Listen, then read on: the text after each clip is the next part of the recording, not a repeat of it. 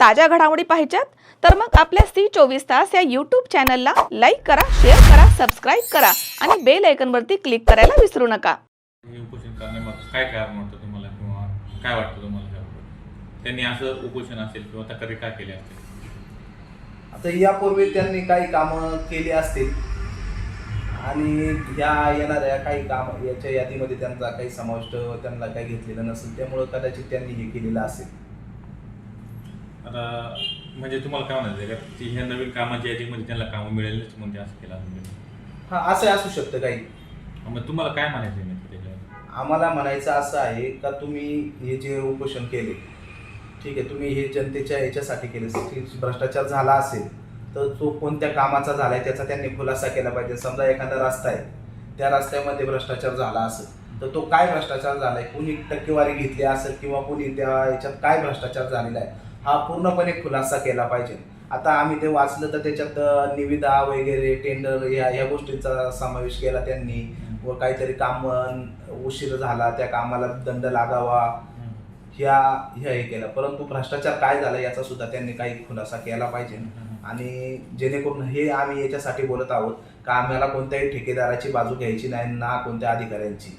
आमचं म्हणणं एवढंच आहे का वळसे पाटील साहेब आणि दादांनी एवढा निधी दिला आहे. आज ते राजाभाऊ म्हटले होते चौकात का हे सगळे एकच आहेत, तर आम्हाला त्यांना एवढंच सांगायचं आहे का ना साहेब आणि ना दादा कोणत्याही गोष्टीला चुकीच्या गोष्टीला थारा देत नाहीत.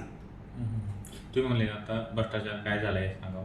त्याच पद्धतीने भ्रष्टाचार काय झालं आहे म्हणजे पैसे कुणाला मिळाले, नक्की पैसे कोणी खाल्ले आणि कशा भ्रष्टाचार झाला आहे हे अचूकपणे त्यांनी सांगावं असं म्हणणं आहे. हो, आमचं म्हणणं तेच आहे का भ्रष्टाचार झाला असेल तर त्यांनी सांगावं का काय भ्रष्टाचार झाला, कोणी पैसे खाल्ले, काय केले हे साऱ्या जनतेला वर आम्हालाही पण कळून द्यावं. मनसरच्या जनतेला सुद्धा हे कळलं पाहिजे ना का कोणी खाल्लेत पैसे, काय केलेत, कसं काय, हे सगळ्या गोष्टींचा खुलासा झाला पाहिजे.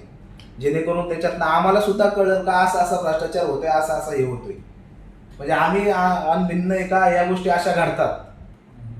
आता हे जे बल्क टेंडर बाबत चालले त्याच्यामुळं मनसरमधले असतील किंवा आजूबाजूच्या तालुक्यातील असतील सर्वसामान्य नवीन इंजिनियर त्यांना कामं मिळत नाही. बल्क टेंडर झाले त्यांना कामं मिळते, पण त्यांची मागणी चुकीची कशी?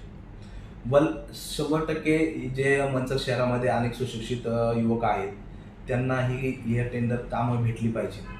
बल्क टेंडर किंवा त्याच्यात जर काही हे असेल तर 100% ते कॅन्सल करून त्या निविदा पूर्णपणे पहिल्या काढल्या पाहिजे, जेणेकरून त्यांनाही त्या टेंडर भरता येईल व त्यांनाही ती कामं इंजिनियर लोकांना मिळतील. मनसर शहरामध्ये असे अनेक युवक आहेत सुशिक्षित. बरोबर, म्हणजे तुम्ही त्याबाबत दत्ता गांधळे ज्या पद्धतीने बल्क टेंडर होऊ नये म्हणून पाठपुरावा करतात, तुम्ही त्या गोष्टीला सहमत आहात? आम्ही त्यांच्या काही एक दोन ज्या गोष्टी आहेत त्या आम्हाला व्यवस्थित वाटतात.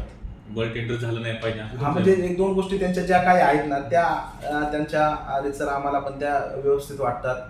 परंतु काही ज्या गोष्टी आहेत त्या पूर्णपणे चुकीच्या आहेत, कारण त्या चुकीच्या गोष्टी अशा कशासाठी करतात हे त्यांना माहिती आहे. त्यांनी चुकीच्या दिशाभूल करू नये एवढीच आमची विनंती आहे. आणि वळसे पाटील साहेब दादा त्यांनी एवढा फंड टाकलाय, उलट त्यांचं अभिनंदन त्यांनी पण केलेलं आहे. परंतु ते काही कामं जी चांगली झाल्यात त्याचं पण त्या संदर्भात त्यांनी सांगितलं पाहिजे. म्हणजे पूर्णपणे ही कामं काही चुकीची चाललीच नाही किंवा सगळ्याच कामांमध्ये काही भ्रष्टाचार झाला नाही हे त्यांनी सांगितलं पाहिजे. परंतु कारण काय झाले त्यांनी असं सांगितलं का सगळ्याच याच्यात भ्रष्टाचार होत चाललाय, म्हणजे जेणेकरून मनसरच्या सर्व जनतेला असंही वाटलं नाही पाहिजे का सगळंच चुकीचं चाललेलं आहे. आता जी कामं चालू आहे ही जर कामं व्यवस्थित करून घेणं आहे पहिली गोष्ट म्हणजे इंजिनियर, नगरपंचायत इंजिनियरचं काम. बरोबर, तर त्याच्यामध्ये जर तो नगरपंचायत इंजिनियर हायगाई करत असेल किंवा कामामध्ये दर्जा हानीपृष्ठ असेल आणि तो दत्ता गांधळे त्यावर तक्रार करत असेल आणि त्याच्यावरती कुठं कारवाई झाली किंवा त्याची चौकशी झाली तर अयोग्य काय? नाही, जर एखादा अधिकारी हायगाई करत असेल ह्या गोष्टीसाठी तर त्या अधिकाऱ्यावर सुद्धा कारवाई झाली पाहिजे.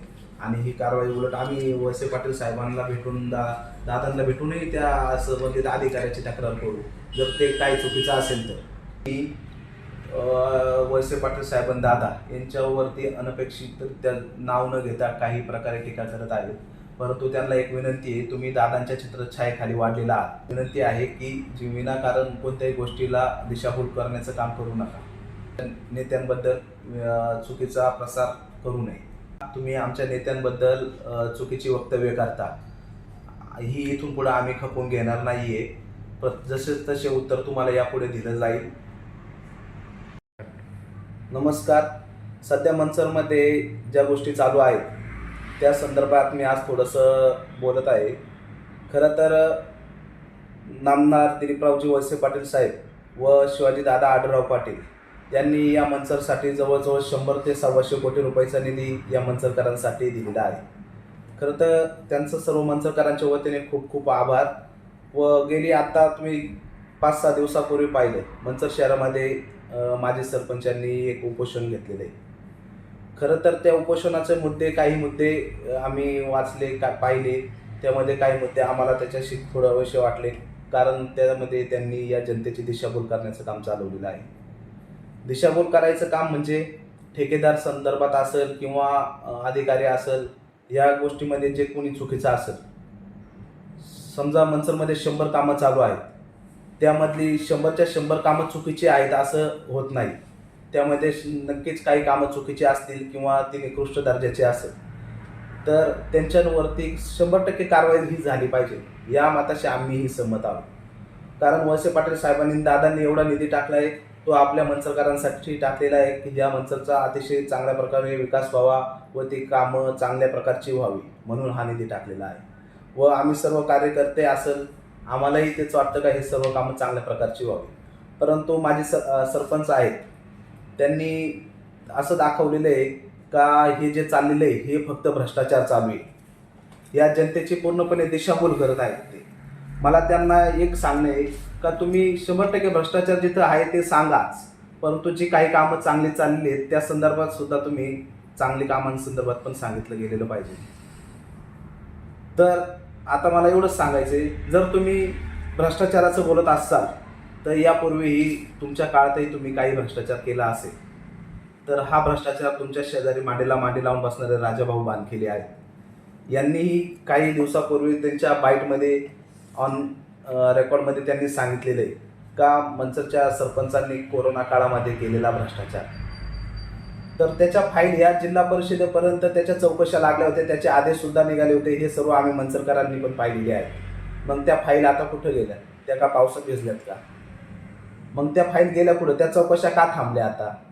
का तर तुम्ही तुमच्या आपापसात मांडवली, थोडक्यात मांडवलीच म्हणायला लागली या गोष्टीला. मांडवली केल्यानंतर ह्या सगळ्या गोष्टी थांबल्या. आम्हाला काही कोणत्याही ठेकेदाराची ना कोणत्या अधिकाऱ्याची बाजू घ्यायची, परंतु हे जी कामं चालली आहेत या कामांवर कोणत्याही प्रकारचं गालबोट नामदार वळसे पाटील साहेब यांना व दादांना लागलं गेलं नाही पाहिजे. कारण या नेत्यांनी आपल्या मंचरसाठी खूप निधी या ठिकाणी, या तालुक्यामध्ये मला वाटतं मंचरमध्ये सगळ्यात जास्त निधी आत्तापर्यंत दिला गेलेला आहे. मंचर एक गावाकडून शहराकडे त्याचं वास्तवीकरण होत चाललेलं आहे आणि ते गरजेचं आहे. वाढती लोकसंख्या, या सगळ्या गोष्टी सुखसुविधा उपलब्ध झाल्या पाहिजे. आणि तुम्ही ज्यावेळेस म्हटलात का हे सगळं स्थानिक किंवा कोणी यांच्यासाठी चाललेलं आहे किंवा याच्यात टक्केवाऱ्या चाललेल्या आहेत, ज्या ठिकाणी टक्केवाऱ्या चालल्या असेल त्या गोष्टीला आमचा 100% विरोध आहे का ह्या गोष्टी घडल्या नाही पाहिजे. परंतु आता तुम्ही हे सांगणं उचित नाही, कारण यात तुम्ही पण काही गोष्टीमध्ये भरडलेले म्हणजे तुम्ही या गोष्टींमध्ये काहींमध्ये आहात. आणि जर तसं नसेल तर आजही तुम्ही दादरा देवी माताला मानता. तुम्ही दादरा देवी मातेच्या मंदिरात जरी आलात आणि तिथं शपथ घेऊन जर सांगितलं का मी ह्या गोष्टींमध्ये कुठं कोणाकोणी 1 रुपया घेतला नाही किंवा काही गोष्टीचं काही केलं नाही आहे, तर हे आता मी पुढच्या याच्यात तुम्हाला सगळं कागदपत्र सहित सगळं दाखवीन आणि किंवा याचं हे करून देईन, खुलासा 100% करून देईन. एखादं निकृष्ट काम झालं असतं त्याच्या विरुद्ध चौकशी तपास करणं किंवा त्याच्याबाबत तक्रार करणं हे चुकीचं आहे. एखादं काम जर निकृष्ट दर्जाचं झालं असेल तर 100% त्या निकृष्ट जो ठेकेदार असेल त्याच्यावरती कार्यवाही ही झाली पाहिजे. आणि निकृष्ट दर्जाचं काम जर होत असेल तर तुम्ही त्यावेळेस त्या ठिकाणी सर्वांना दाखवलं गेलं पाहिजे ते काम, तर या ठिकाणी हे असं काम चालू आहे, हे असं सर्व नागरिकांनाही कळवलं पाहिजे. हे तुम्ही उपोषण घेतलं ठीक आहे, काय हरकत नाही. आता येणाऱ्या ह्या भविष्यातल्या नगरपंचायत आहे, या इलेक्शनच्या तोंड आले म्हणून तुम्ही ह्या गोष्टी थोडक्यात एक स्टंटबाजीचा प्रकार हा करत आहात. तुम्हाला विनंती आहे, चांगल्या कामांची पण तुम्ही वाहवा केली पाहिजे.